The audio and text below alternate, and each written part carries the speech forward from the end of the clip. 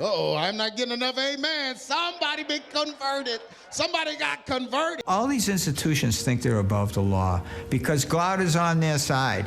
These institutions are havens for sexual abusers, and the child cannot protect the child.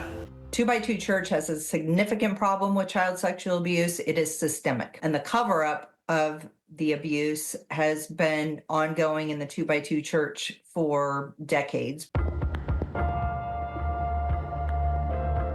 For each count 1, 12 years in the Department of Corrections, count 6, 12 years in the Department of Corrections, and count 10, 12 years in the Department of Corrections. With Raymond Zwiefelhofer was a leader in the secretive and isolated 2x2 Church until earlier this fall. He was convicted of possessing child sexual abuse material. Zwiefelhofer was convicted of 10 counts and sentenced to 120 years in prison. Zwiefelhofer maintains his innocence. I'm not guilty again. I like to make that clear. I would love to know how the jury found that I knowingly did this. Zwiefelhofer, who is 61, had been a tech CEO. Ex-members tell us he was also a 2x2 church elder on and off for decades. An elder leads a group of members in their home through church services. I would say there are almost always children present in the home meetings. The church is so secretive and isolated, most people haven't even heard of it. We've been investigating the Christian sect for more than a year now, specifically looking at the allegations of widespread child sexual abuse. While Zwiefelhofer is the first member of the 2x2 Church to be convicted and sentenced to prison in the U.S. since our original investigation aired, some members claim there's been a deep history and pattern of abuse for decades. Raymond Zwiefelhofer is one of most likely thousands. I have notified the FBI of over 1,000 accounts of child sex abuse and sex assault. What makes the 2x2 Church so unique is the way it operates.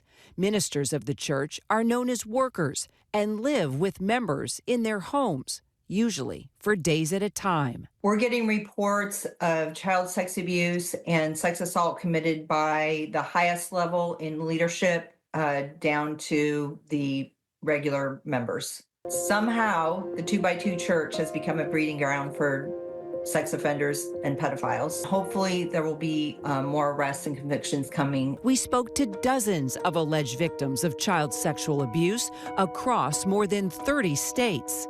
Many of the ex-members we spoke to say that some of the church leadership knew about the abuse allegations, but didn't report any of it to the authorities. The belief that their one true way, their interpretation of God's law, supersedes man's. Rather than calling in the cops, alleged abusers kept on working, but in different states. He'd have me grab his penis. He'd be touching me everywhere, kissing me. You were 14, he was 28? I was a little girl. I hadn't started my period. There was nothing womanly about me. Rose later wrote a letter to his overseer admitting to the abuse. I would like to say and make very clear, we did not have sexual intercourse. We did kiss and touch each other intimately. This did not happen with anyone else. I did not intend to cover this up, but I did not know how to handle it other than to leave the area and beg God to forgive me. Members of the church leadership never reported Steve Rose's abuse to the police, but his overseer, Eldon Tenniswood, recognized the abuse in a letter he wrote to Rose, saying, "Remember, Stephen, at that time you were 28 years old and she was 14 years old, which would make what you did a felony." But when we reached out to the Tulare County District Attorney's Office, we got this statement: any potential crime falls outside of California's statute of limitations. I say no did it. No did it. Uh-oh, I'm not getting enough amen. Somebody been converted. Somebody got converted. What's wrong with y'all retarded people?